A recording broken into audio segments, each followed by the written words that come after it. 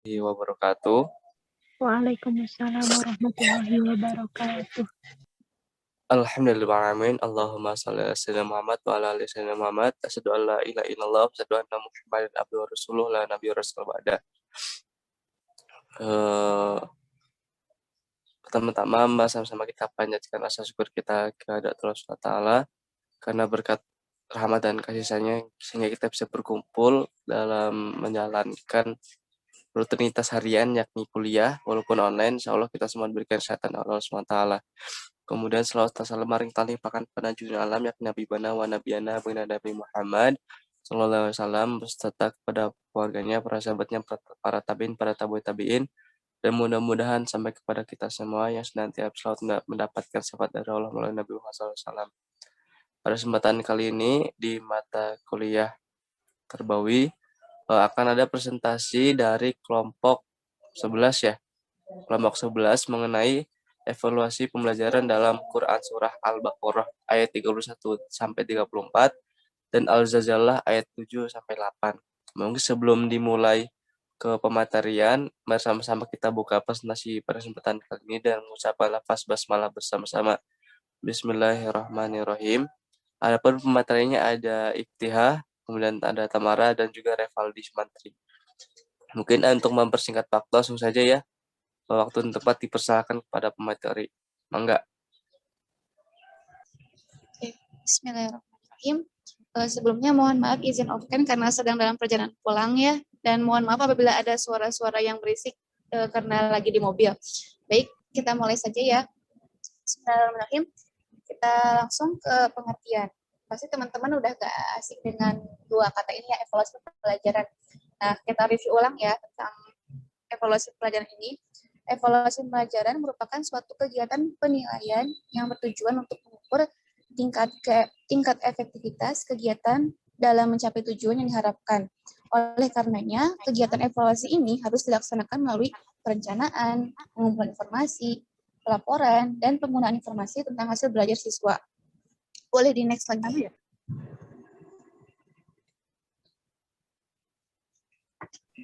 Nah, evaluasi dalam pendidikan agama Islam ini berfungsi sebagai umpan balik atau feedback ya, atau dikenal dengan istilah murojaah terhadap kegiatan pendidikan. Fungsinya buat apa? Nah, pertama yaitu islah.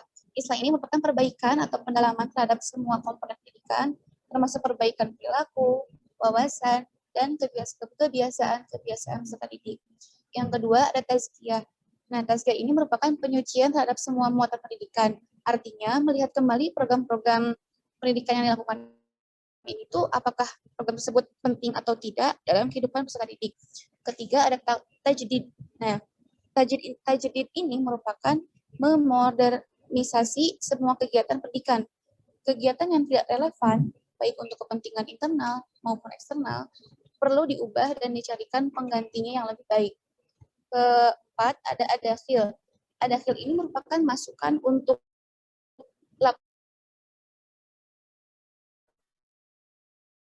jasa, sertifikat, dan sebagainya.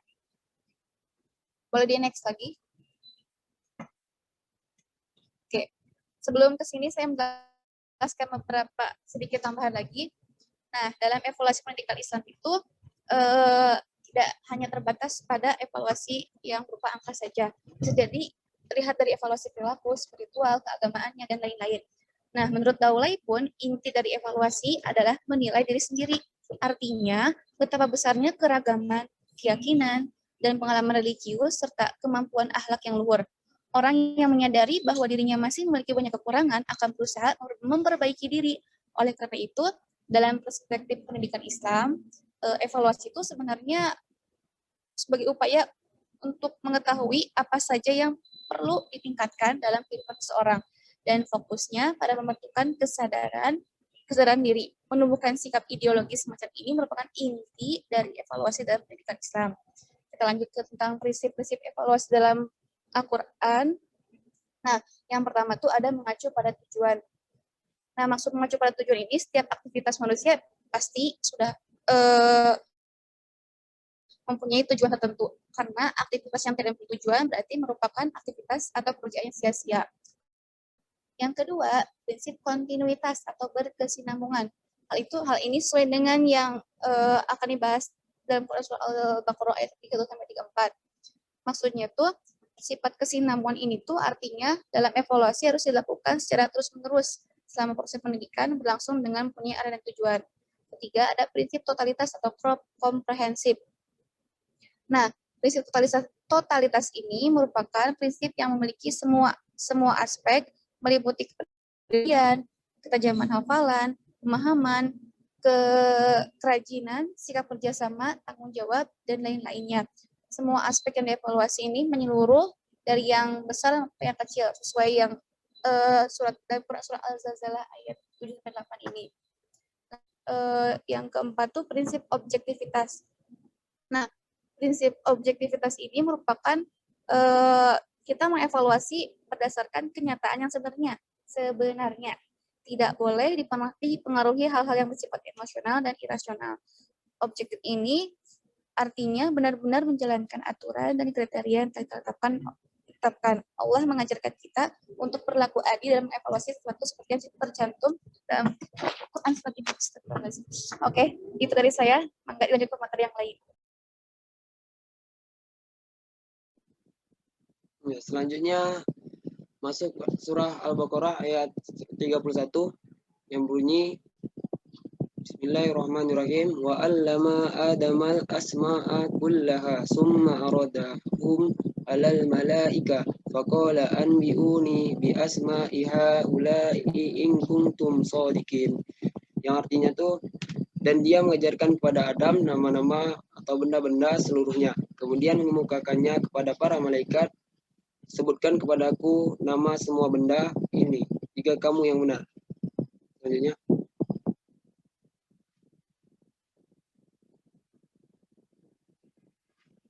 produknya wa-allama, dan dia ajarkan Adama kepada Adam al-asma'a, nama-nama benda, kullaha semuanya, summa aradahum, kemudian dia perlihatkan allamal malaika kepada para malaikat, waqala seraya berfirman anbi'uni, sebutkan kepadaku bi asma'i haula'i, nama-nama benda, in kuntum jika kamu shadiqin yang benar.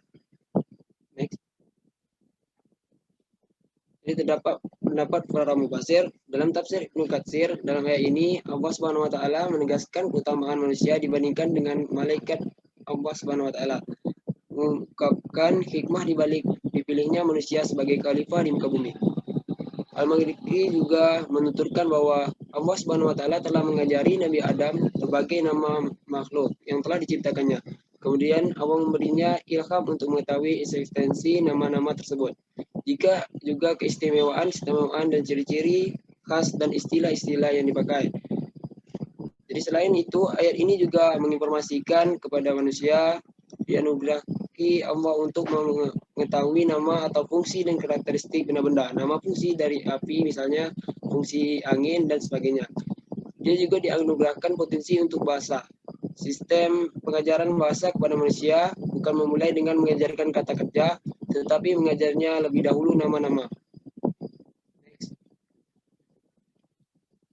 Selanjutnya di surah Al-Baqarah ayat 32 yang bunyi Bismillahirrahmanirrahim. Qalu subhanaka la ilma lana illa ma 'allamtana innaka antal alimul hakim. Yang artinya itu mereka menjawab, Maha suci Engkau, tidak ada yang kami ketahui selain dari apa yang telah Engkau ajarkan kepada kami. Sesungguhnya Engkaulah yang Maha mengetahui lagi Maha bijaksana. Next. Makna mufradatnya qalu. Mereka menjawab, Subhanaka, Maha suci Engkau, la ilma lana, tidak ada yang kami ketahui illa ma 'allamtana, selain apa yang telah Engkau ajarkan kepada kami. Innaka anta, sungguh Engkaulah al-alim, yang Maha mengetahui, al-hakim, Maha bijaksana. Next. Dapat para mufasir, menurut Ibnu Katsir menuturkan bahwa ayat ini menjelaskan bahwa sanggahan atau pernyataan yang dilontarkan malaikat bukanlah bentuk protes kepada keputusan Allah Subhanahu wa taala, melainkan hal tersebut dilontarkan karena ketidaktahuan malaikat. Al-Marigi juga menuturkan maksud pengetahuan di dalam ayat tersebut bersifat terbatas, tidak mencakup semua nama. Ayat ini juga merupakan pengajuan para malaikat atas ketidakmampuan mereka. Dan dalam tafsir Al-Misbah, ucapan malaikat maha suci engkau yang mereka kemukakan sebelum menyampaikan ketidaktahuan mereka, menunjukkan betapa mereka tidak bermaksud membantah atau memprotes ketetapan Allah, menjadikan manusia sebagai khalifah di bumi, sekaligus sebagai pertanda penyesalan mereka atas ucapan yang timbul oleh pernyataan itu. Di ayat ini juga mengajarkan bahwa manusia harus menyadari kekurangan-kekurangan yang dimiliki dan manusia juga tidak boleh berpura-pura mengetahui sesuatu jika memang tidak mengetahuinya. Next. Dapat dari surah Al-Baqarah ayat 33 yang berbunyi Bismillahirrahmanirrahim. Qala ya Adamul anbihum bi asma'ihim falamma anba'ahum bi asma'ihim qala alam aqul lakum inni a'lamu ghaibas samawati wal ardi wa a'lamu ma tubduna wa ma kuntum taktumun. Yang artinya Allah berfirman, hai Adam, beritahukanlah kepada mereka nama-nama benda ini. Maka setelah diberitahukannya kepada mereka nama-nama benda itu, Allah berfirman, bukankah sudah kukatakan kepadamu bahwa sesungguhnya aku mengetahui rahasia langit dan bumi dan mengetahui apa yang kamu lahirkan dan apa yang kamu sembunyikan. Next.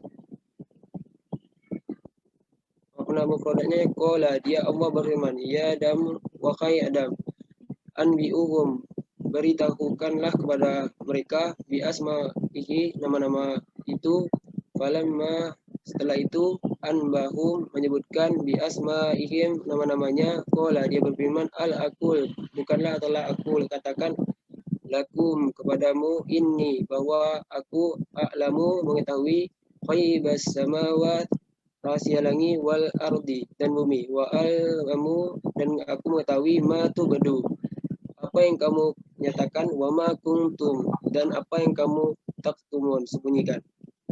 Next. Kenapa para mufassir dalam tafsir Al-Misbah kata anbihum memberitahukan kepada mereka terambil dari kata naba yang berarti berita penting. Ini mengisyaratkan bahwa apa yang diajarkan kepada Adam alaihissalam dan kemudian diperintahkan kepada beliau untuk menyampaikannya kepada malaikat adalah informasi yang sangat penting. Dalam surah ini dipahami bahwa Allah menunjukkan kepada para malaikat keutamaan manusia lebih dari makhluk lainnya. Next. Dapat di surah Al-Baqarah ayat 34 yang berbunyi Bismillahirrahmanirrahim. Wa idz qulna lil malaikati isjudu li Adama fasajjadu illa iblis abba wastakbara wa kana minal kafirin. Yang artinya, dan ingatlah ketika kami berfirman kepada para malaikat, sujudlah kamu kepada Adam, maka sujudlah mereka kecuali iblis. Ia enggan dan takabur, dan adalah ia termasuk golongan-golongan orang yang kafir. Nama produknya wa idz qulna, dan ingatlah ketika kami berfirman lil malaikah sujudu, kepada para malaikat, dan sujudlah kamu di Adama, kepada Adam, fasajjadu, maka mereka pun sujud, illa iblis, kecuali iblis, aba, ia menolak, wastakbar, dan menyombongkan diri, wa kana minal kafirin, dan ia termasuk golongan yang kafir. Next. Kenapa para mufassir tafsir Al-Maghribi sujud kepada Allah Subhanahu wa taala ada dua macam, yaitu sujud yang dilakukan makhluk berakal sebagai manifestasi dari ibadat dengan cara yang sudah kita kenal, dan kedua sujud yang dilakukan oleh makhluk Allah selain makhluk berakal. Dalam tafsir Al-Misbah menjelaskan mengenai ayat ini bahwa sebagai penghormatan kepada sang khalifah yang dianugerahi ilmu dan pengetahuan, tugas mengelola bumi Allah Subhanahu wa taala secara langsung dan dengan menggunakan kata kami yang menunjukkan keagungannya. Jadi pada ayat ini Allah Subhanahu wa taala memerintahkan kepada makhluk lain atau makhluk malaikat atau iblis untuk bersujud kepada Nabi Adam alaihissalam untuk tanda penghormatan dan untuk memuliakan Nabi Adam alaihissalam sebagai bentuk karena pengetahuan yang dimiliki Nabi Adam alaihissalam. Next. Terakhir terdapat pada surah Az-Zalzalah ayat 7 dan 8.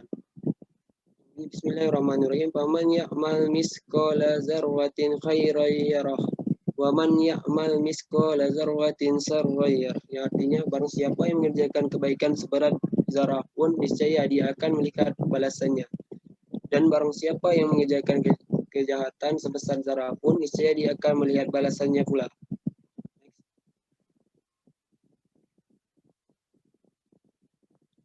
Karena mufradanya paman, maka barang siapa ya'mal mengejarkan miskal seberat zarah khairon, suatu kebaikan yarah, niscaya dia akan melihat balasannya.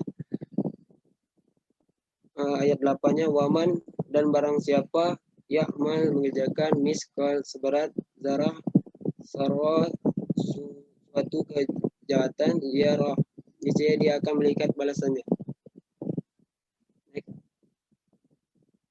Mufassir dalam tafsir Al-Misbah bahwa kata zarah ada yang memahami dalam arti semut yang kecil pada awal kehidupannya atau kepala semut. Ada juga yang menyatakan dia adalah debu yang terlihat bertebangan di celah cahaya matahari yang masuk melalui lubang atau jelas. Al-Qalibi menjelaskan bahwa makna zarah ini dalam surah Al-Zalzalah ayat 7 adalah semut paling kecil. Ibnu Abbas berkata, jika kamu meletakkan telapak tangan di tanah, lalu kamu angkat, maka setiap benda yang menempel padanya dari debu tersebut, ya disebut zarah. Jadi, pada ayat ini menjelaskan betapa kecilnya perbuatan kebaikan dan keburukan yang diperbuat oleh seorang di dunia ini. Semuanya akan dihitung oleh Allah Subhanahu wa taala dan akan mendapatkan pembalasan dari Allah di akhirat kelak. Selain itu, dalam beberapa tafsir juga menjelaskan bahwa Allah Maha Adil. Hal ini dibuktikan bahwa walaupun orang kafir yang melakukan perbuatan baik, maka akan tetap dihitung perbuatan tersebut. Sekian, selanjutnya akan dijelaskan oleh pemateri selanjutnya.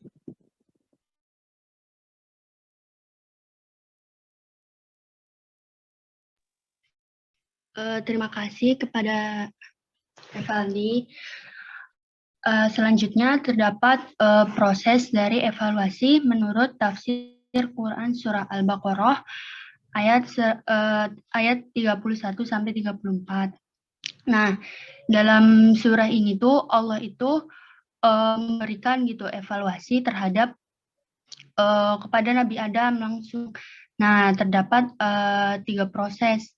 Yang pertama, Allah itu mengajarkan semua isi dari alam semesta kepada Nabi Adam. Terus yang kedua, untuk menghilangkan keraguan dan sekaligus menjawab pertanyaan para malaikat. Kemudian Allah itu meminta agar Nabi Adam itu memberitahukan apa yang telah diajarkan gitu kepada para malaikat. Terus yang ketiga, karena hasil evaluasinya itu sangat memuaskan ya, kemudian Allah Subhanahu wa taala itu meminta kepada para malaikatnya itu untuk menghormati Nabi Adam. Nah, jika dalam dunia pendidikan evaluasi dilakukan setelah seorang pendidik memberikan materi terhadap peserta didik, hal ini itu tuh bertujuan untuk mengetahui sejauh mana peserta didik itu dapat memahami materi yang diberikan oleh pendidiknya. Next.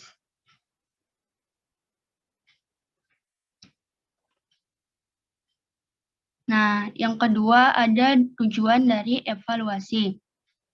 Nah, yang pertama, merangsang kegiatan peserta didik dalam menempuh program pendidikan. Nah, tanpa adanya evaluasi itu, maka nggak ada timbul gitu kegairahan atau rangsangan pada peserta didik untuk memperbaiki dan meningkatkan prestasinya masing-masing. Terus yang kedua, mengetahui tingkat efektivitas metode yang digunakan dalam meningkatkan kemampuan pemahaman peserta didik terhadap materi yang dipelajari.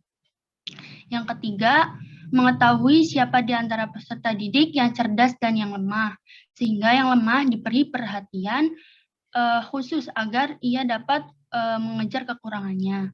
Yang keempat, mengumpulkan informasi yang dapat dipergunakan sebagai dasar untuk mengadakan pengecekan yang sistematis terhadap hasil pendidikan yang dicapai untuk kemudian dibandingkan dengan tujuan yang telah ditetapkan. Next.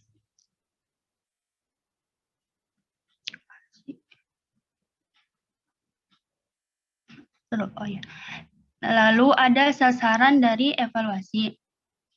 Nah, sasaran evaluasi itu apa? Yaitu tindakan yang harus ditempuh oleh pendidik dalam mengadakan evaluasi. Adapun apa ajanya itu, yang pertama dari segi tingkah laku, seperti menyangkut sikap, minat, perhatian, terus keterampilan.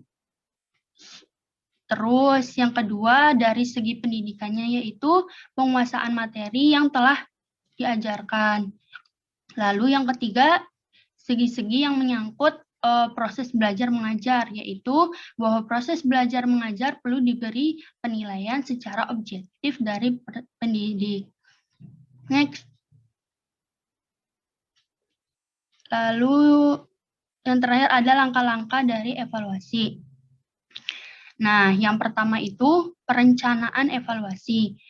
Nah, dalam perencanaan itu terdapat beberapa faktor yang perlu diperhatikan. Yang pertama itu dari merumuskan tujuan penilaiannya, terus mengidentifikasi kompetisi dan hasil belajarnya, menyusun kisi-kisi.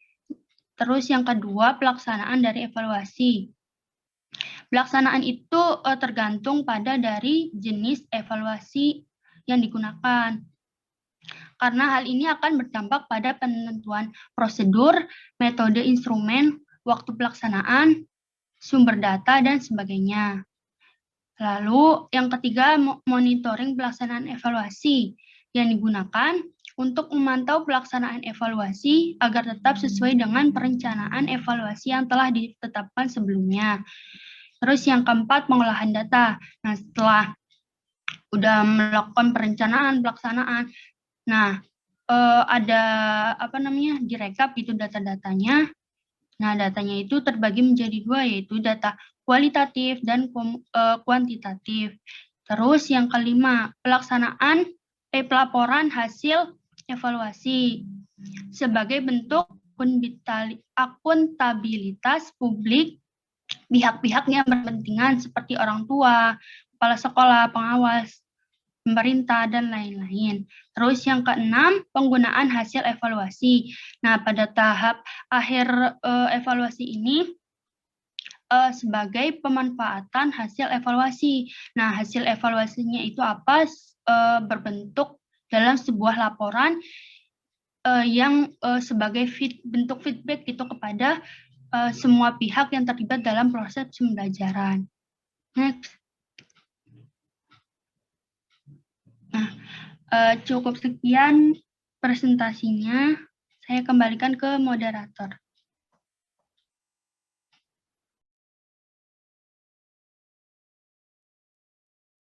Tes. Oke, ya. Terima kasih terhadap presentator sudah mempresentasikan materinya. Mungkin di sini kita masuki diskusi ya. Mangga kepada audien yang ingin bertanya dipersilahkan. Mungkin 3, 4, atau 5 dah. Maksimal 5 dah.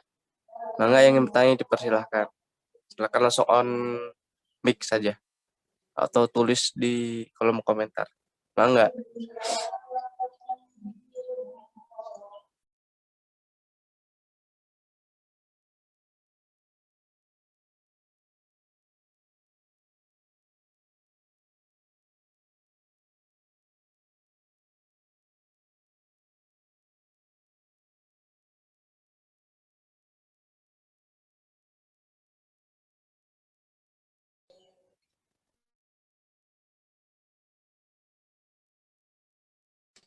Bagaimana audien yang ingin bertanya?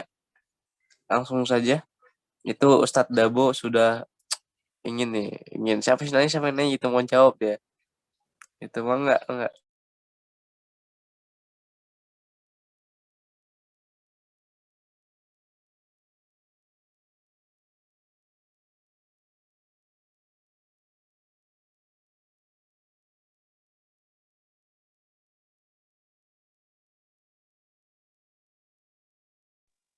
Saya ingin bertanya. Nah, iya, siap gitu. Itu yang tunggu-tunggu oleh Revaldi. Bangga. Kan kalau misalkan dari evaluasi yang biasa gitu penilaiannya apa sih? Cara pengambilan evaluasinya kan bisa lewat instrumen tes gitu ya.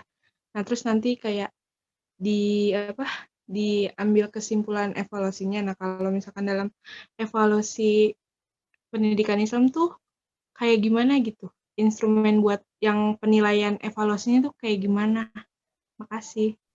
Oke, terima kasih pada saudari Nisa. Itu pertanyaannya mengenai instrumen menurut pandangan Islam tuh ya.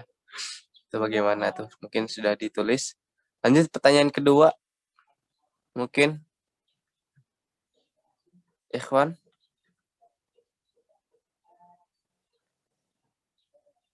Mangga, mangga.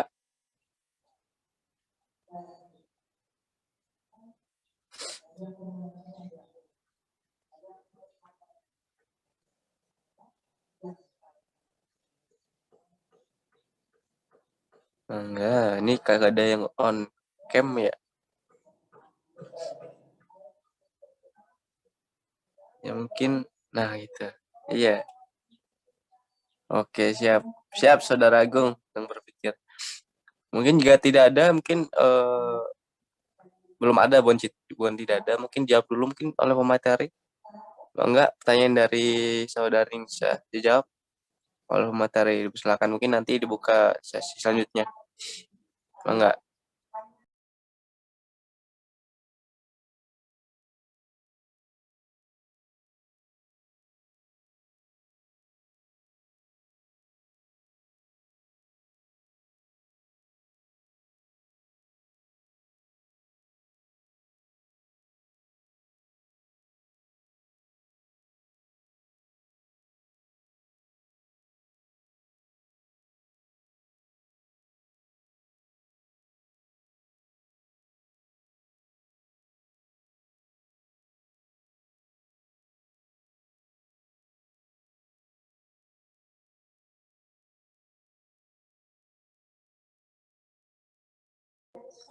Mangga pemateri.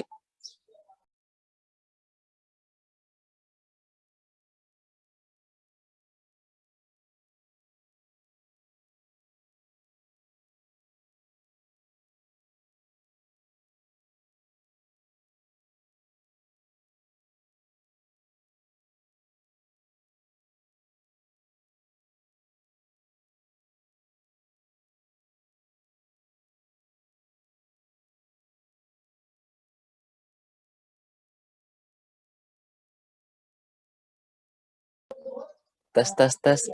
Ada nggak ini?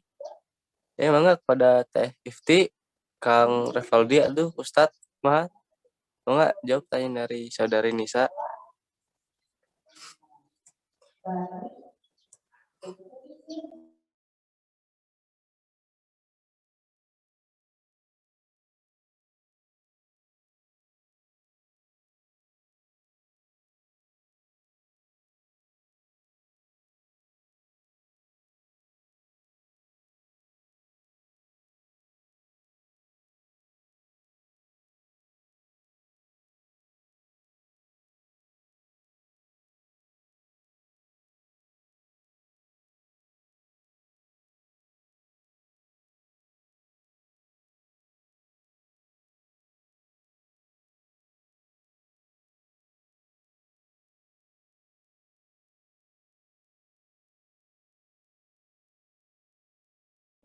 Mangga kepada saudara Revaldi Sumantri.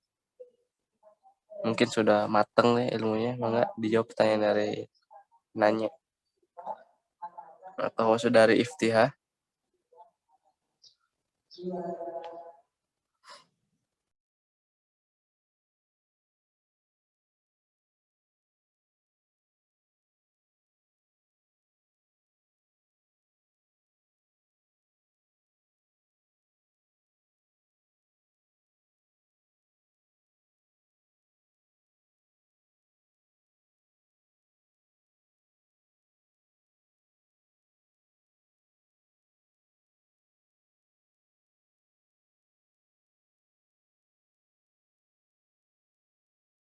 Iya, atuh tuh. Astagfirullah. Mangga, mangga. Maaf, materi teh ya teh, aduh. Di mana itu? Tuh. Oh, mungkin sambil nunggu jawaban dari pemateri, Bang Geri ingin bertanya tuh. Ya, sok mangga Bang Geri, langsung on mic saja. Ya baik, Bismillahirrahmanirrahim, izin bertanya. Jadi saya tuh sebenarnya belum nangkep secara sepenuhnya. Jadi maksudnya tuh tujuan pembelajaran dalam Al-Quran itu apa ya? Tadi kan baru dijelaskan secara umum ya tujuan pembelajaran, tujuan evaluasi dalam Al-Quran itu apa gitu. Tadi kan baru dijelaskan secara umum tujuan evaluasi secara umum ya terhadap pendidik gitu. Nah ini kalau misalnya tujuan evaluasinya dalam Al-Quran itu seperti apa? Tujuan evaluasi pembelajaran dalam Al-Quran itu seperti apa gitu? Saya belum nangkap tadi, punten. Sama satu lagi, evaluasi dalam surat Al-Zalzalah itu apa ya tadi? Di ayat 8 itu tadi belum disebutkan kalau nggak salah. Evaluasinya gitu. Tadi kan di Al-Baqarah udah tuh evaluasinya. Nah, kalau di ayat Al-Zalzalah ini, ayat 7-8 itu apa evaluasinya? Yang ditangkap gitu. Oke, terima kasih pada saudara Bang Geri ya, sudah bertanya. 2 pertanyaan yang dilontarkan tadi mungkin sudah dicatat oleh operator ya, mengenai evaluasi dari Quran surat Al-Zalzalah. Kemudian mengenai tujuan evaluasi dalam pembelajaran di Al-Quran itu sendiri. Mangga langsung saja ya, dipersilakan pada pemateri yang ingin menjawab, dipersilakan. Mangga.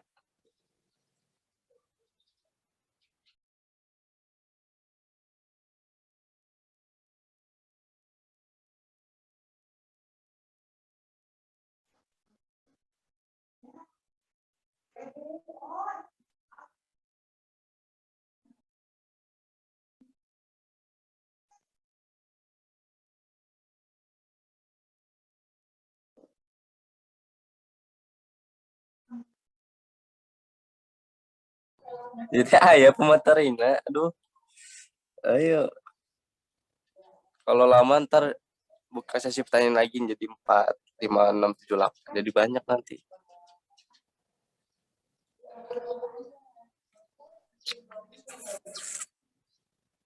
Oh, diskusi benar. Setuju sekali ya Mpok Nisan. Masya Allah, Masya Allah. Bagus, bagus.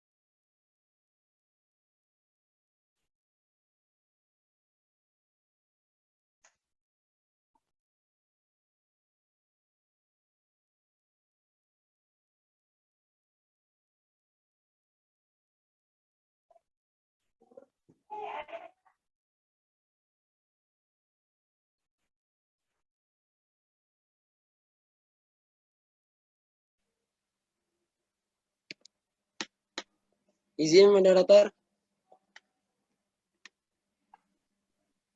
Nah gitu, itu mungkin suara gitarnya rada diperkecil ya, soalnya kedengaran banget. Ya enggak, pada Ustadz Syekh Al-Mukarram, enggak, Alfali Sumantri dipersilahkan. Mau ngejawab yang Bang Geri dulu, yang tujuan evaluasi. Tujuan evaluasi dalam pendidikan Islam tuh terdapat 2 tujuan, yaitu pertama untuk menghimpun berbagai keterangan yang akan dijadikan sebagai bukti perkembangan yang dialami oleh para siswa setelah mereka mengikuti proses pembelajaran dalam jangka waktu tertentu. Yang kedua itu untuk mengukur dan menilai efektivitas mengajar serta berbagai metode mengajar yang telah diterapkan atau dilaksanakan oleh pendidik serta kegiatan belajar yang dilaksanakan oleh siswa. Terdapat juga tujuan khusus evaluasi dalam pendidikan Islam ini. Yang pertama untuk merangsang kegiatan siswa dalam menempuh program pendidikan. Dan yang kedua untuk mencari dan menemukan berbagai faktor penyebab keberhasilan maupun ketidakberhasilan siswa tersebut. Mungkin yang tujuan aja dulu. Terima kasih. Oke, terima kasih pada saudara Revaldi Sumantri tentang jawabannya dari Bang Giri. Enggak, tambahan dari pematerian lain mungkin dipersilakan.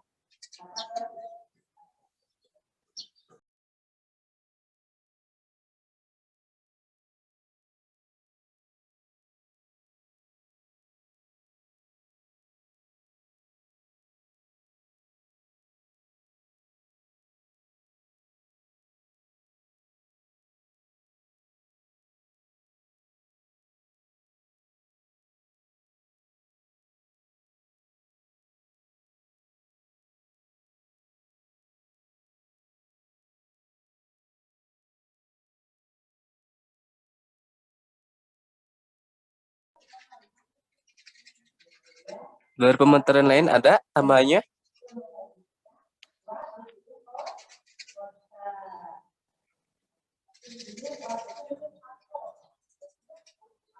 Tidak ada. Ya mungkin lanjut ke audien mungkin yang ingin menambahkan pertanyaan dari Gary itu yang mengenai evaluasi dalam surat Al-Jadilah. Silakan jika ada dari pemateri, dari ini audiens. Jika tidak ada mungkin lanjut ke pertanyaan selanjutnya. Hitungan kelima jika tidak ada memang sudah cukup ya. 1, 2, 3, 4, 5. Oke, sudah cukup ya. Masya Allah. Ini Ustadz Revaldi senyum-senyum, Masya Allah. Nah, mungkin lanjut ke pertanyaan selanjutnya dari Saudari Nisa atau Saudara Gary. Pertanyaan yang pertama, mangga dipersilakan materi yang ingin menjawabnya.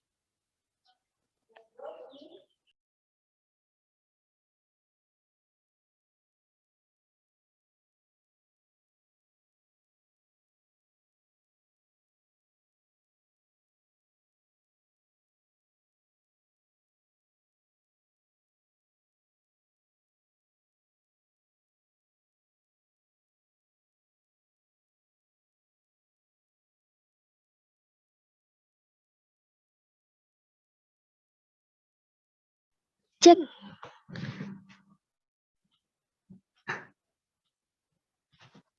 Alhamdulillah. Maaf tadi pengen nambahin yang tujuan dari pelajaran dalam Al-Quran ya tentang Al-Zalzalah, tapi tadi sinyalnya buruk. Oh iya makanya pindah rumah. Sok lanjut. Mangga. Nah dari tujuan pembelajaran, maksudnya tujuan evaluasi dalam surah Al-Zalzalah belum jelas ya tadi ya. Nah dalam surah Al-Zalzalah itu kan berisi tentang setiap perbuatan akan akan dibalas gitu. Nah itu tuh menunjukkan bahwa evaluasi yang dilakukan itu harus sesuai dengan tujuannya. Jadi itu tuh sebagai evaluasi diri untuk memperbaiki perbuatan kita gitu, memperbaiki diri sendiri gitu. Maksudnya ya karena setiap perbuatan itu akan dibalas oleh sesuai dengan perbuatannya, maka harus adanya evaluasi. Jadi itu tuh jadi nyambungnya ke situ gitu. Ya, tadi itu menambahkannya tadi. Tadi dari Quran surah Al-Zalzalah ayat 7 sampai 8. Itu sih, terusan apa lagi sih? Iya kan? Udah. Tadi yang menambahkan tujuan. Ya itu ya, tambahan dari Saudari Ifti. Bagaimana Bang Gary tentang jawabannya dari pertanyaan yang kedua? Apa sudah cukup? Bang Gary? Tes, iya. Apakah sudah cukup atau gimana? Cukup. Cukup, oke. Lanjut ke tadi pertanyaan yang pertama ataupun pertanyaan dari saudari ini sama enggak? Dipersilakan materi yang menjawab.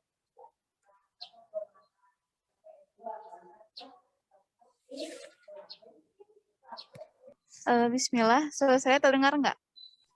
Ya, jelas, bagus. Ya, mohon maaf ya tadi terlempar jadi tidak tahu ininya.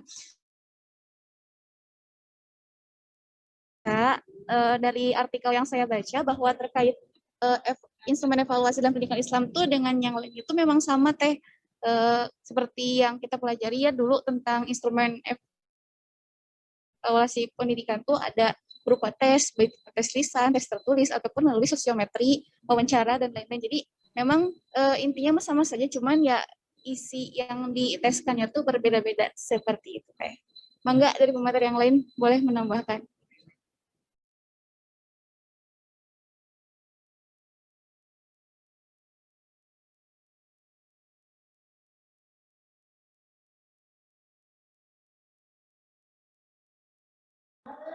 Ya itu jadi jawaban dari Teh Tamara bahwasanya ya sebenarnya instrumennya itu sama, cuman isinya itu beda-beda. Mungkin lebih ke Islaman atau menjalankan syariat Islamnya itu ya.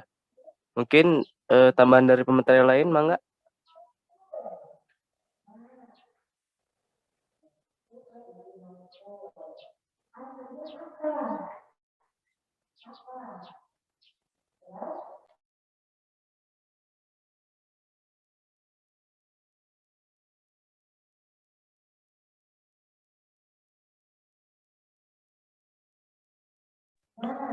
Gimana? Ada tambahan dari pemateri lain? Cukup dari aku. Oke, dari Teh Ifti cukup. Dari Bang Dabo gimana? Cukup?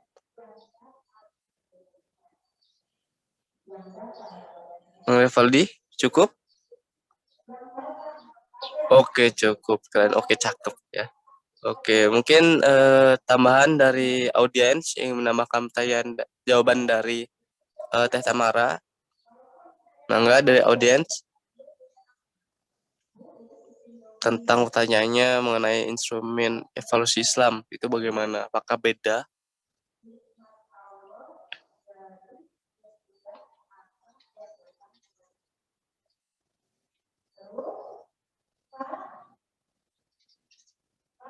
Hitungan kelima ya, jika tidak ada mungkin cukup 1, 2, 3, 4, 5. Cukup ya? Cukup dari pertanyaan pertama bagaimana respon dari penanya? Iya, Teh sudah Anissa? cukup. Ya cukup, makasih. Nah, cukup. Oke, terima kasih. Itu jawaban dari pertanyaan yang pertama. Lanjut ke pertanyaan terakhir dari Saudara Gary mengenai sebenarnya tujuan evaluasi pembelajaran di Al-Quran itu seperti apa? Itu mungkin pertanyaannya ya. Sebenarnya jadi yang secara spesifiknya tuh ya. Mangga kepada pemateri yang menjawab dipersilahkan.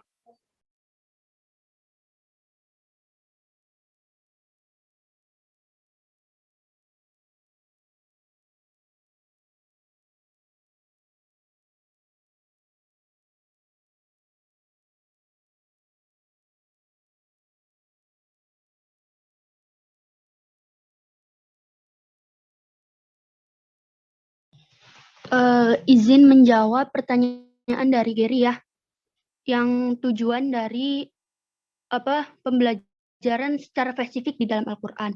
Nah, adapun tujuan evaluasi dapat dipahami dari Quran surah Al-Ankabut ayat 2 sampai 3. Bahwasanya di situ telah dijelaskan bahwa tujuan dari evaluasi itu menurut ayat tersebut adalah untuk menguji kualitas keimanan seseorang gitu. Dengan kita dapat mengetahui kekurangan kita, terus apa aja yang perlu diperbaikin sehingga menjadi tolak ukur untuk segini keimanan kita, nah sehingga kita untuk terus memperbaiki diri gitu. Jadi sebagai bentuk tolak ukur dari kualitas keimanan seseorang. Terus untuk mengetahui sampai di mana atau sejauh mana hasil pendidikan wahyu yang telah ditetapkan Rasulullah SAW terhadap umatnya. Terus yang ketiga, untuk menentukan klasifikasi atau tingkat-tingkat hidup keislaman atau keimanan manusia. Tadi udah dijelaskan ya. Jadi kayak gitu. Jadi lebih untuk sejauh mana mengukur keimanan seseorang gitu untuk diperbaiki di kemudian gitu. Terima kasih. Oke, terima kasih pada. Boleh menanggapi? Oh, mangga. Langsung tanggapi, emang gercep sekali. Mangga, Bang Iri. Nah, berarti tadi kan Boleh. dijelaskan bahwa di ayat 2 sama 3 surat Al-Ankabut itu untuk mengukur keimanan seseorang ya, agar kita menjadi lebih baik lagi atau tidak gitu. Maksudnya gitu ya, atau gimana? Kayak gitu. Iya, kurang lebih kita jadi tahu hasil dari hasil keimanan gitu, perbuatan kita gitu. Ngerti nggak? Aduh, gimana ya jelasin? Berarti menurut kita kan itu ya, menurut kita gitu. Apakah kita sudah baik atau enggaknya? Maksudnya kayak gitu. Iya, soalnya iya di jurnal yang telah saya baca mas kayak gitu untuk mengetahui sampai di mana. Ya. Tapi saya kalau nggak salah pernah dibaca di Quran lain gitu, ada pernah bunyi tuh dan kebanyakan mereka hanya mengikuti dugaan, sesungguhnya dugaan tidak sedikit pun berguna untuk melawan kebenaran. Jadi dalam artian tuh saya nangkapnya tuh di surat Yunus ini tuh ayat 19 kalau nggak salah tuh. Jadi tolak ukur kita sudah benar atau enggaknya itu dilihat dari mana gitu. Jadi kan dijelaskan nih kalau misalnya kita tuh untuk menguji keimanan gitu, biar kita tahu apakah kita benar atau tidaknya gitu. Nah, tolak ukur kebenaran itu dari mana? Sementara kita kan tidak boleh mengira-ngira kita sudah benar atau belum gitu ya, atau mengira kita tuh sudah benar gitu. Padahal kan itu kan masih sebuah prasangka dari kita sendiri. Nah, kalau gitu gimana tuh? Ini pertanyaan baru, Tolak Ger. ukurnya Enggak, ini mah ada kaitannya gitu. Jadi saya bingung di situ aja. Oh, ya Jadi tolak tolak ukurnya ukur dari kebenaran itu gimana? Tolak ukur kita sudah benar tuh gimana gitu. Sementara di surat lain dikatakan bahwa kita itu tidak boleh belum boleh berprasangka gitu. Dalam artian itu kita tuh belum nggak boleh berprasangka benar gitu, karena kita kan belum tentu gitu benar atau enggaknya. Nah itu tolak ukur dari mana sih, nggak tahu gitu. ya kita pasti kita di dalam Islam kan mempunyai maksudnya tuh ada ilmu kan, ada ilmu sehingga kita tahu gitu apa sih perbuatan apa yang apa saja yang menjadikan itu perlu dievaluasi, ya kan? Maksudnya di dalam ilmu itu kita jadi tahu gitu perbuatan apa yang kita perlu dievaluasi, perbuatan apa yang baik, perbuatan apa yang buruk. Nah, yang perbuatan buruk itu kita kita perbaiki. Jadi dari ilmu kita bisa dilihatnya gitu. Itu enggak? Ya, ini enggak. Jadi kan kita tahu perbuatan itu buruk ya, kita lihat dari ilmu gitu, sehingga pasti misal kita melakukan kebohongan, berarti kan kita taunya dari ilmu kan, dari ilmu, sehingga kita tahu bahwa kebohongan itu akan mendapatkan sebuah dosa atau ada balasannya gitu. Jadi dari situ bisa ditangkap nggak, Ger? Ya cukup, apa? Kasih. Cukup. Ya. Maaf ya. Iya. Oke, mantap. Cukup, Bang Eri? Bang Eri cukup? Ya, sangat interaktif sekali ya di antara sangat interaktif sekali di antara keduanya. Kita doakan semoga jodoh ya. Amin. Asal cocok, Ger, cocok. Ya lanjut. Itu mungkin ya diskusi di kesempatan kali ini. Ada pertanyaan lagi nggak? Satu lagi. Jadi kalau tidak mungkin nggak apa-apa.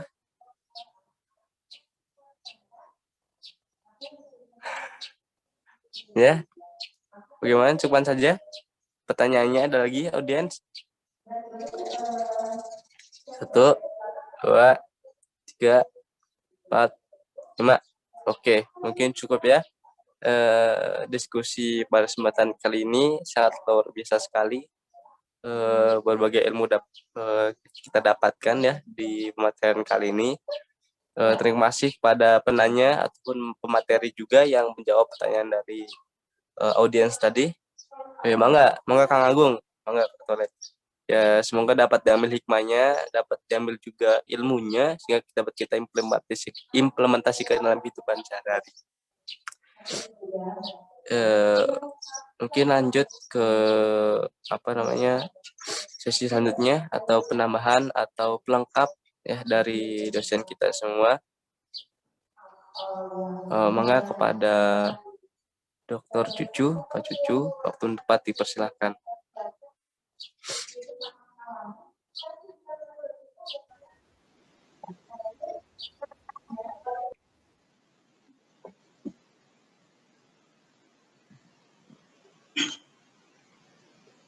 Pak Kiai nggak ada ya? Islam. Nggak ada, Bapak.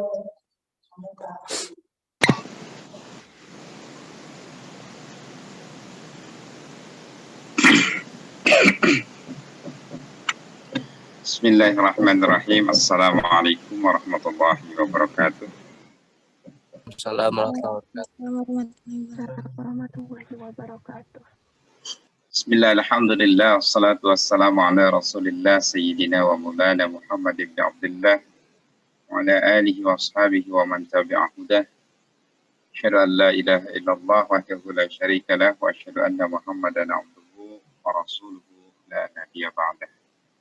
Allahumma salli wa sallim ala sayyidina wa maulana Muhammadin wa ala alihi wa ashabihi ajma'in.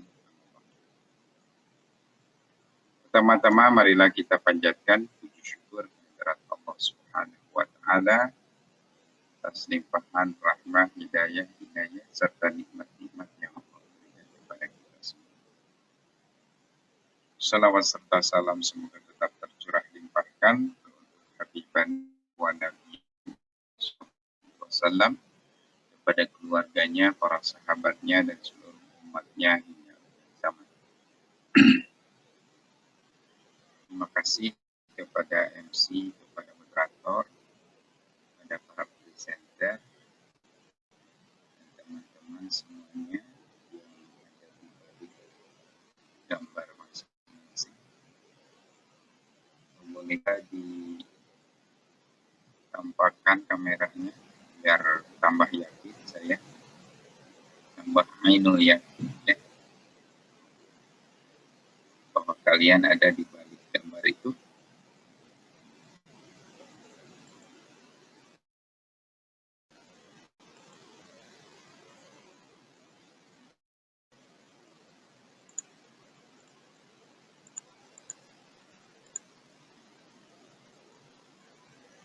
Masih ada kelompok terakhir ya? Mohon Bapak. Satu lagi ya? Baik, berarti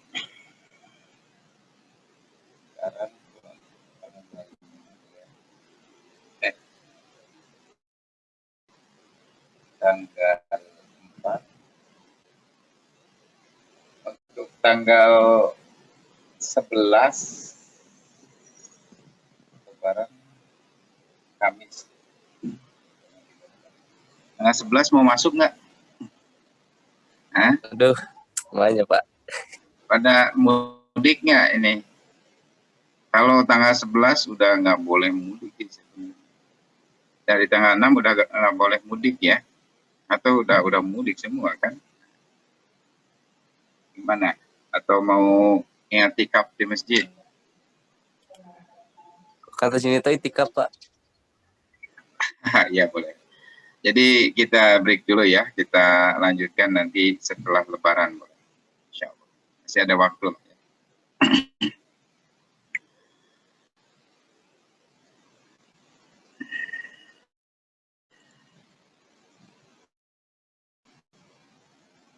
Ya, silahkan dibuka kameranya bagi yang bisa.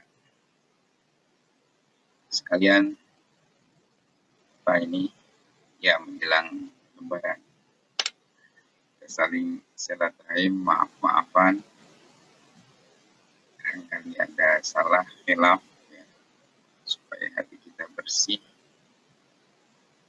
menjelang Idul Fitri atau dalam rangka mengejar Lailatul Qadar. Lailatul Qadar juga harus dipersiapkan dengan hati yang bersih ya. Lailatul Qadar harus dicari, bukan ditunggu. Karena itu berusahalah sekuat tenaga, semampunya ya. Rasul juga bersikap atau berbeda lah gitu ya. Sikap Rasulullah SAW berbeda, persiapannya berbeda menjelang Lailatul Qadar atau untuk mendapatkan Lailatul Qadar dan mengajak keluarganya. Baik, sudah 50%. Ya, 50%.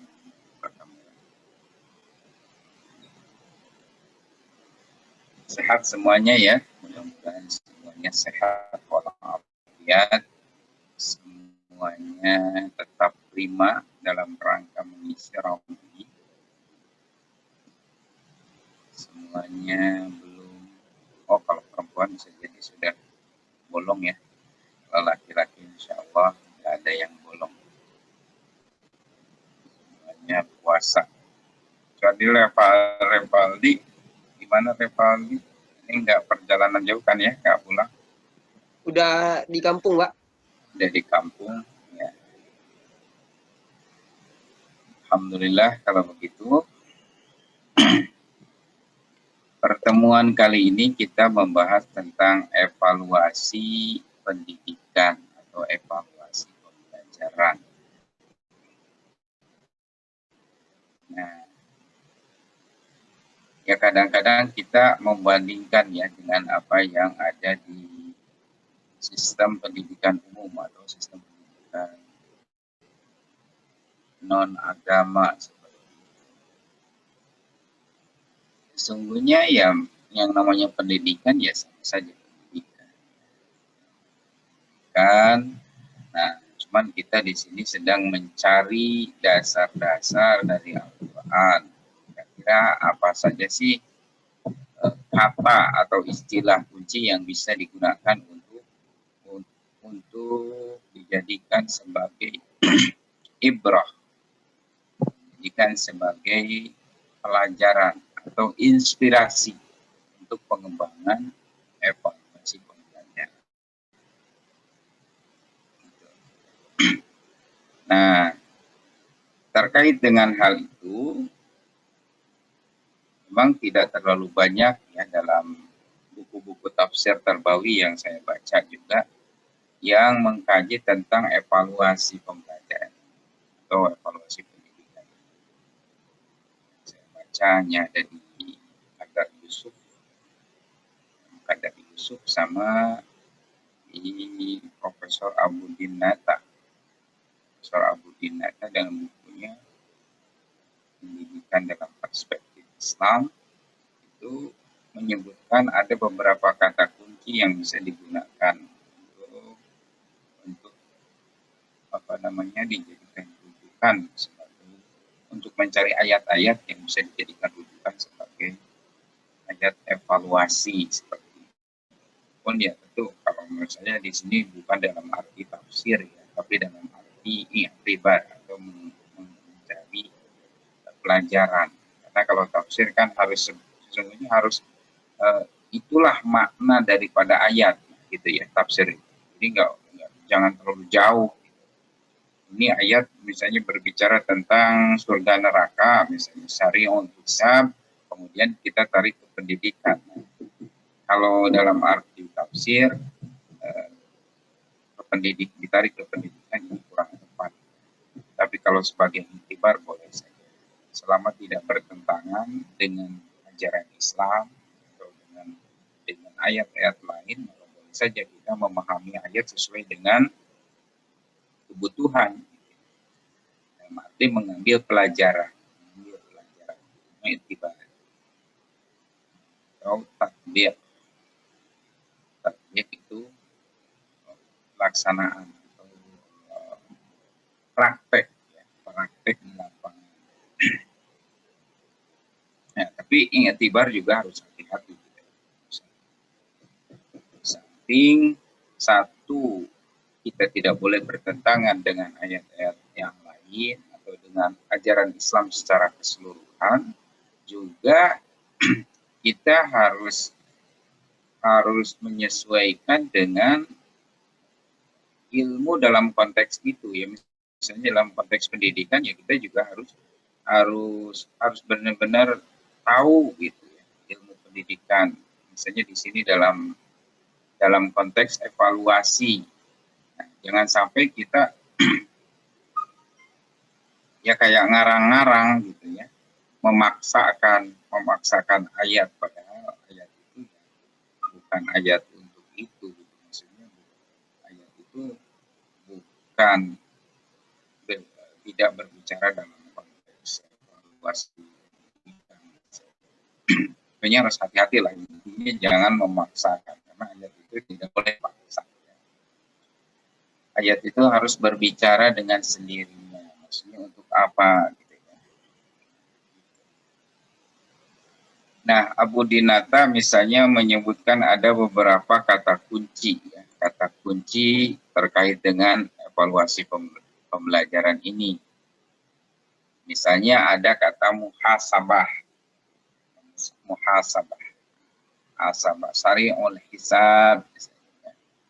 Allah itu yang cepat perhitungan. Hisab itu artinya, muhasabah itu artinya hitungan, memang menghitung. Jadi Allah itu sang murabbi di dunia ini ada menguji, ibtala, yabtali. Nah, ibtala juga bisa dijadikan sebagai kata kunci untuk evaluasi, bahwa evaluasi itu penting. Di situ ada ujian. Kemudian ujian itu hasilnya dinilai, ya gitu kan. Seperti kita ujian di akhir atau di tengah ada UTS, ada UAS, ada pengetesan gitu, ya. Nah, kemudian akan dihitung bisa. Kehidupan kan ujian semua. Walanabluwannakum, misalnya syai'im minal khawf ibtala. Lanabluwanna, sungguh kami akan uji. Walanabluwannakum, dan uji kalian, kata Allah, syai'im minal khawf, dengan ketakutan, ju, kelaparan, naqsim min amwal wal anfus, kurangnya harta, hilangnya jiwa, tamarat, buah-buahan.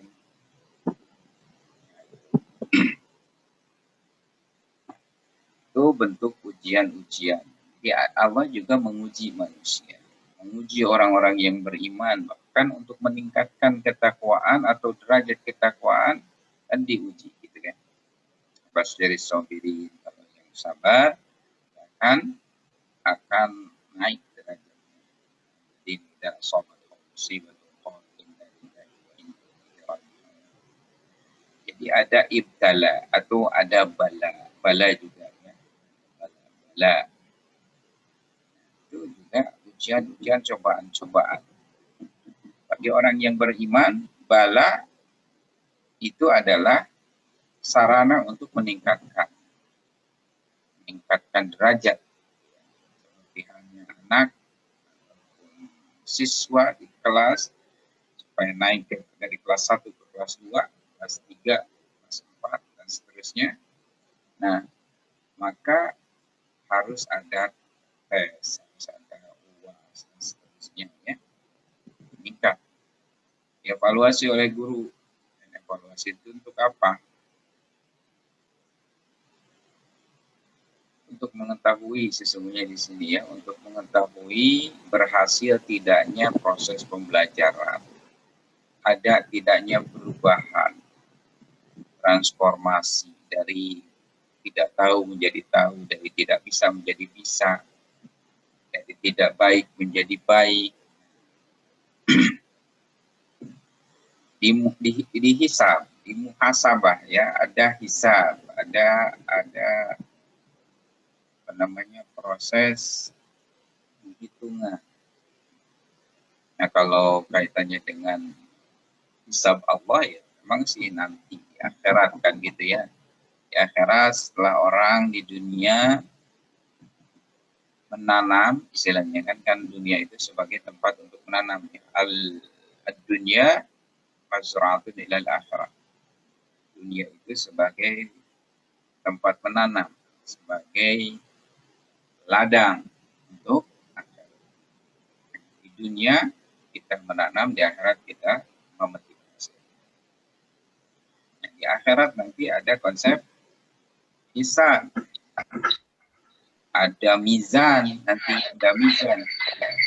Aduh, apa ini? Nanti ini ya. Mizan, ada timbangan di sini, timbangan. Nanti akan terlihat dalam ayat misalnya ya, faman ya'mal mithqala dzarratin khairan yarah, faman ya'mal mithqala dzarratin. Siapa yang melakukan amal kebaikan sekecil apapun, ya, walaupun sekecil biji sawi atau atom, maka akan melihatnya.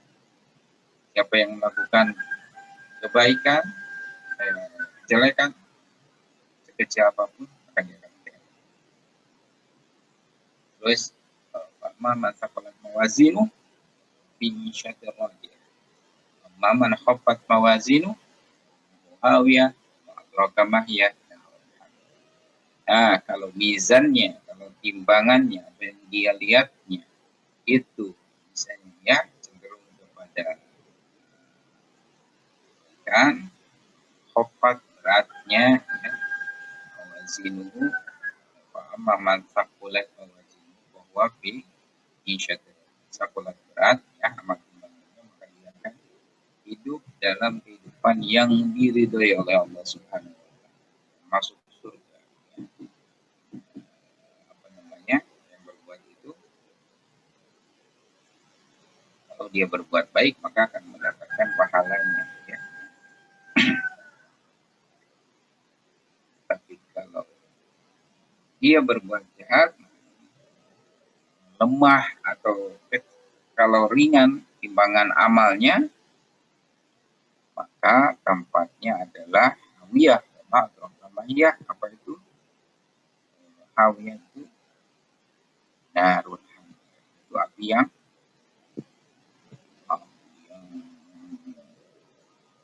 apa? Api yang besar gitu ya, ngulap-ngulap istilahnya. Nah, ya Allah juga di sini menetapkan atau menunjukkan bahwa di situ ada konsep bala, ibtala, ya, ada muhasabah, sering bala, ada istilah fitnah, ada istilah fitnah. Fitnah itu bisa dengan kebaikan, bisa dengan kejelekan. Cakup fitnah, fitnah bisa jadi dengan bisyarri wal khair, dengan yang jelek-jelek, yang tidak enak, ada yang dengan yang enak-enak, ya, kekayaan bisa jadi dengan segala fasilitas kemudahan bisa jadi fitnah.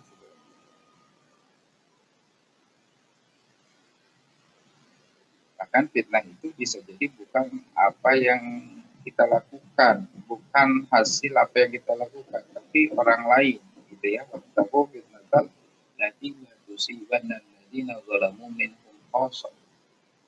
Fitnah itu bisa menimpa kita apa yang dilakukan oleh orang lain, bukan oleh orang yang melakukan kezaliman.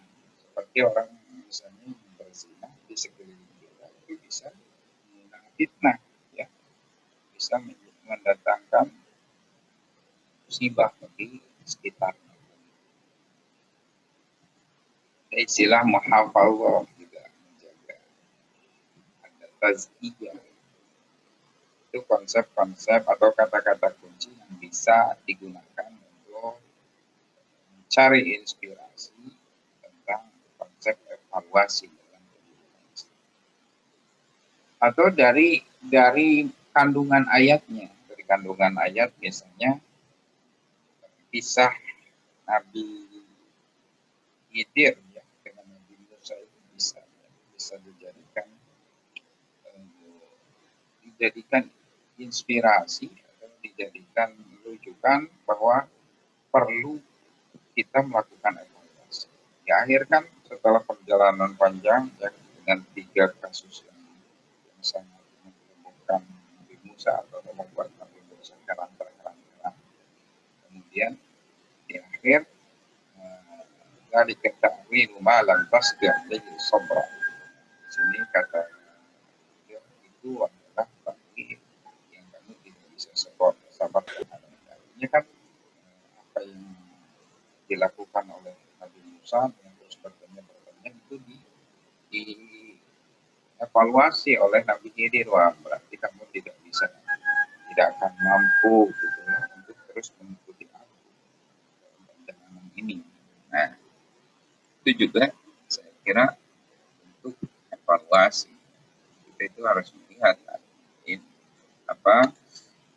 ini dapat dipahami bahwa kita harus melihat peserta didik kita, jangan cuek merasa sudah gugur kewajiban sebagai guru misalnya gitu ya, sudah menyampaikan materi sudah cukup kan?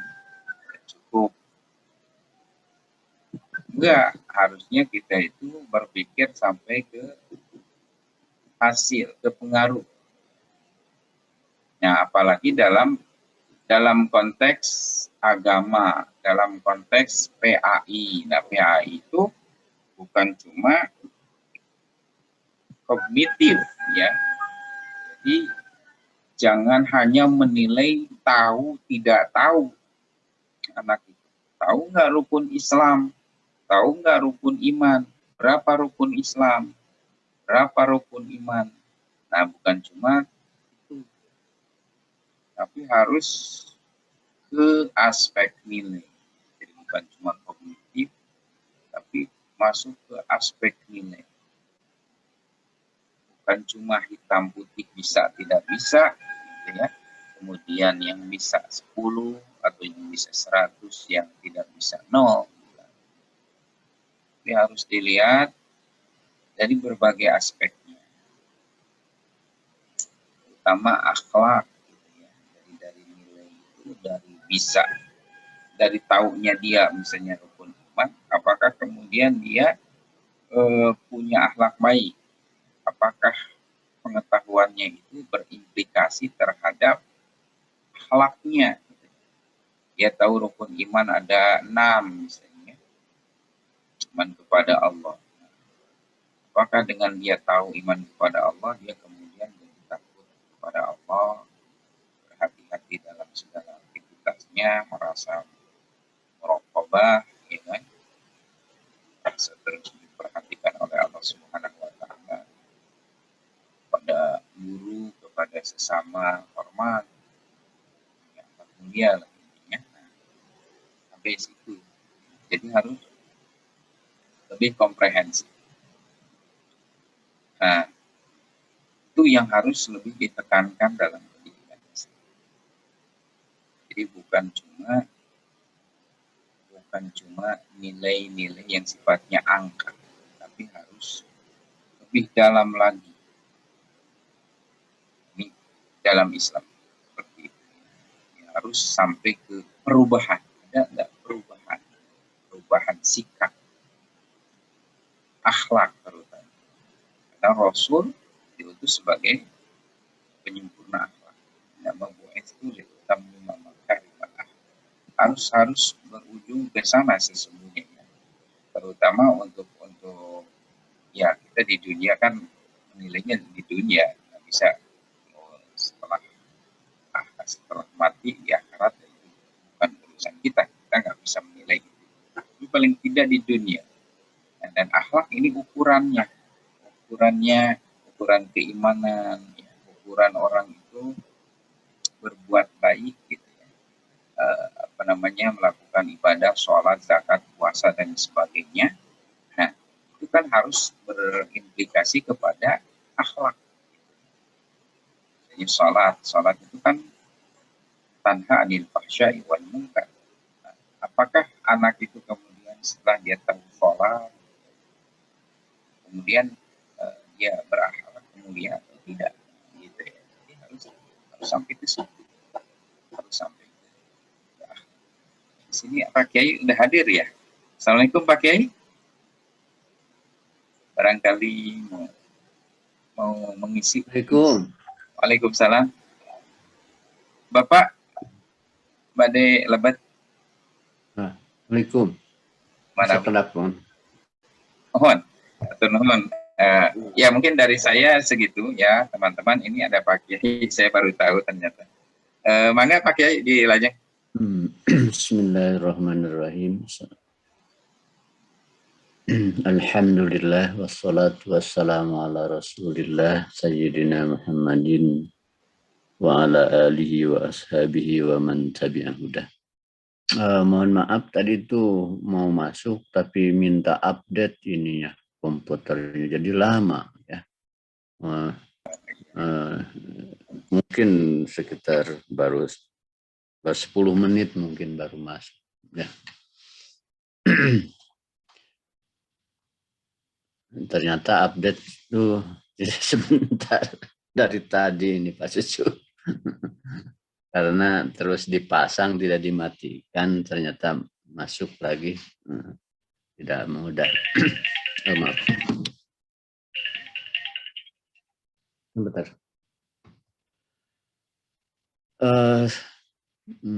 Tema kita ini tentang evaluasi ya.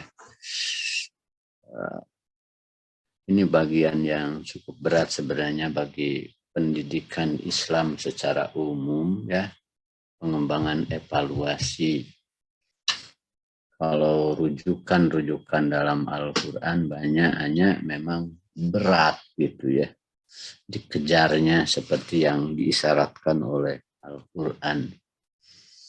Karena seperti yang barusan dari Pak Cucu, saya dengar memang evaluasi pendidikan ini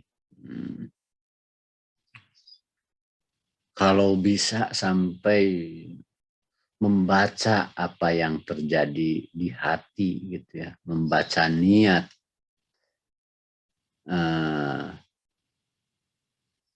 sebab akhirnya pendidikan Islam itu tidak sekedar dari otak ke otak ya, tapi dari hati ke hati. Sulit dievaluasinya tatkala dua orang mendengarkan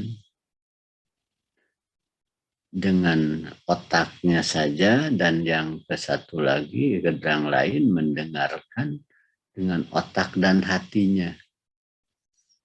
Tatkala mendengarkan dengan otak sampai mengerti bisa, tapi tatkala mendengarkan dengan hati dan otak dan hati mungkin dengan perasaan yang renyuh juga, yang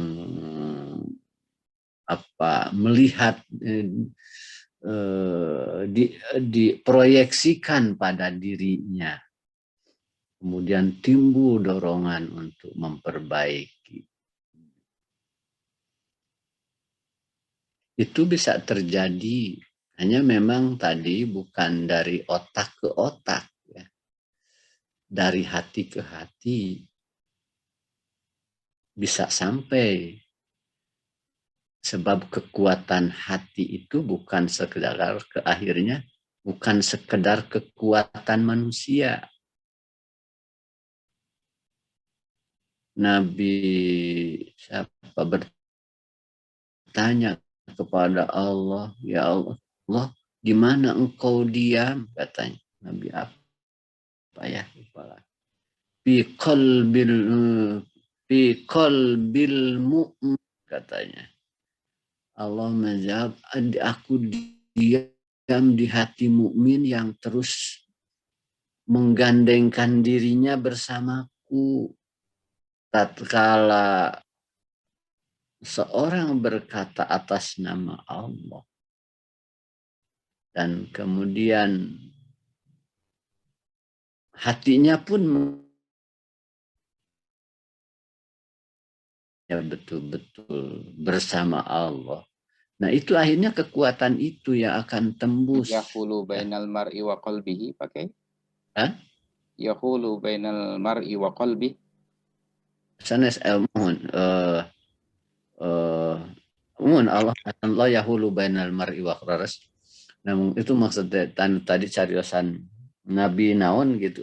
Mohon bahwa Allah di sana. Jadi giling gisiknya apa giling gisiknya? Gusti teh di hati itu jauh lebih dekat di hati. Tapi tatkala manusia yang mendekat berusaha lebih dekat menyapanya, menggandengnya.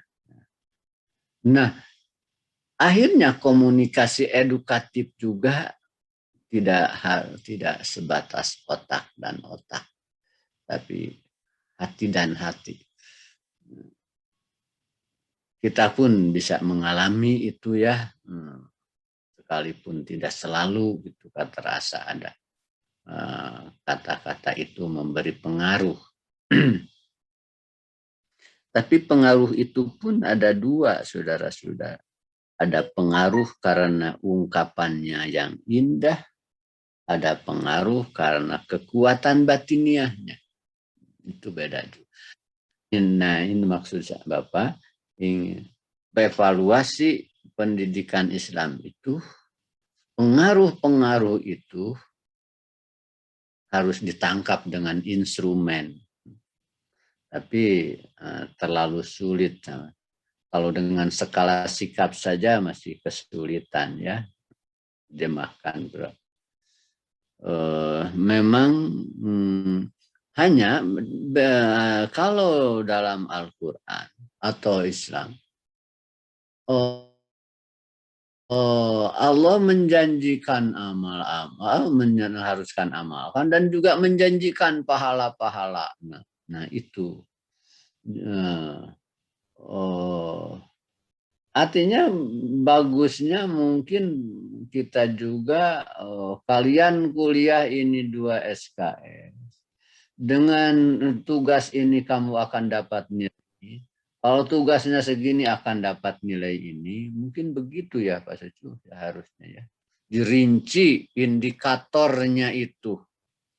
Kalau mengamalkan ini pahalanya, katakanlah nilainya begitu ya. Nah, sehingga ya begitu selesai tugas tinggal menjumlahkan saja. Tentu saja dalam amal pada tataran amal yang bisa teramati pastinya ya. Jadi semua mengejar ke sana target-target itu.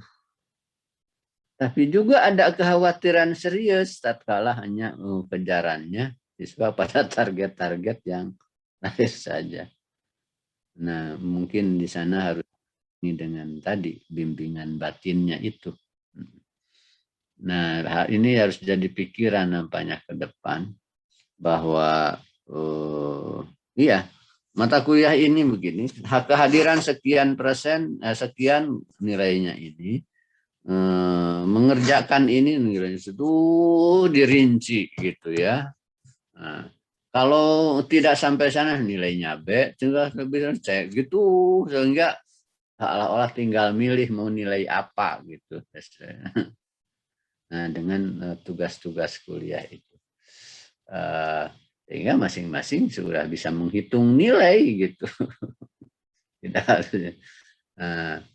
Akhlak tentu saja harus diterjemahkan. Justru akhlak bagi kita adalah paling utama. Biar dirinci saja, ya bisa sopan santun, bisa selalu berpakaian rapi, berjamaah. Nah, ini bagaimana ini menilai berjamaah? Nah, ya, Nggak apa-apa supaya menilai sendiri saja. Kan tidak masa iya untuk kuliah PAI atau apa saja berani berbohong gitulah. Jadi sholat fardu berjamaah sekian kali gitu kan. Atau sholat sunat apa saja yang dilakukan. Nah, saya pikir bisa itu ke depan. Jadi kita di samping kuliah di sini tentang wacana-wacana keislaman, juga penataan amal ya, akhlak kesananya. Nah dengan demikian evaluasi itu betul-betul konkret ya, langkah-langkahnya dan aspek-aspeknya.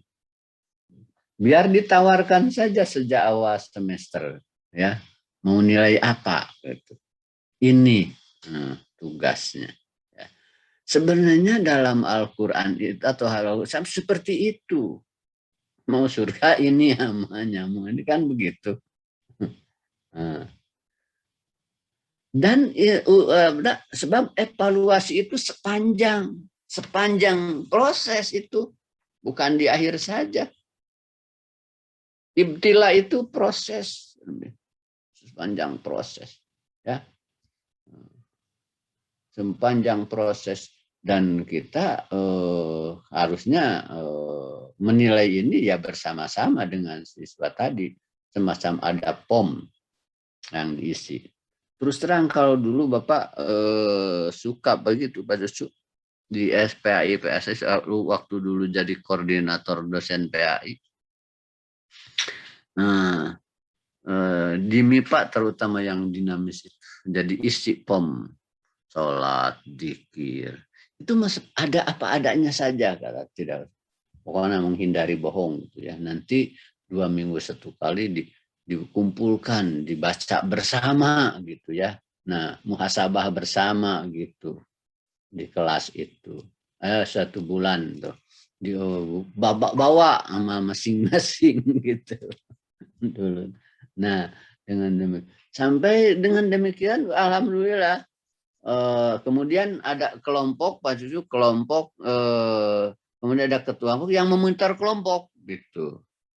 Termasuk sampai masalah pergaulan di kosannya itu ketemu dengan cara begitu, ya. Nah dari sana dari mereka juga catatan-catatan yang cukup penting untuk memberikan nilai.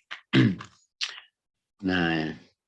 Penting, tapi selama ini untuk PAI ini masih belum mampu membuat format yang baku. Ya, sebab evaluasi yang dikembangkan rata-rata dalam pendidikan itu tidak masuk ke ranah itu, saudara-saudara ya, umumnya. Ada tapi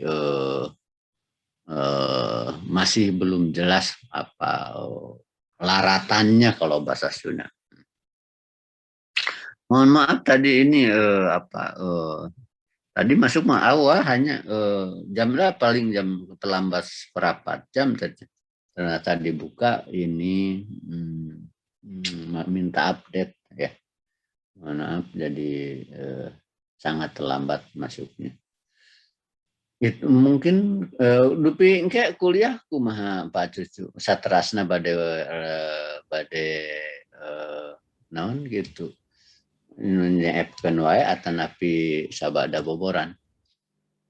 Tadi sudah dibahas pakai katanya setelah lebaran saja. Oh iya. Mau fokus katanya ibadah, mau etika Prevaldi ini Aziz. Alhamdulillah. Supaya fokus ibadah ya bagus sekali. Mudah-mudahan ya. Insyaallah masih ada waktu Pak Kiai. Oh masih ada Mang. Maksudnya nanti setelah Lebaran masih ada waktu. Oh iya. Mohon ayah kami waktu. Mohon. Mangga tuh saya kayak gitu. Nah.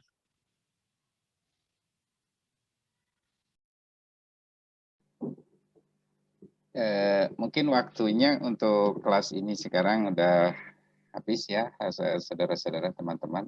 Pak Kiai, mungkin waktunya sudah habis Mangga Pak Ustaz. Lanjutkan ke kelas berikutnya. Nah, Dan juga mungkin ada kelas berikutnya. Terima kasih Pak Kiai. Sami mangga. Kemudian teman-teman semuanya, mudah-mudahan kita senantiasa diberikan kesehatan, Subhanahu wa ta'ala diberikan kemampuan untuk beribadah, beramal saleh yang khusyuk dan ikhlas karena Allah pada bulan suci Ramadan ini, mengisi bulan suci Ramadan dengan sebaik-baiknya. Mudah-mudahan kita mendapatkan predikat takwa, mendapatkan Lailatul Qadar, insyaallah nanti malam 23 ya, insyaallah. Dan insyaallah kita bertemu nanti setelah Lebaran, karena itu mungkin ini pertemuan terakhir sebelum Lebaran ya, sebelum Idul Fitri, karena itu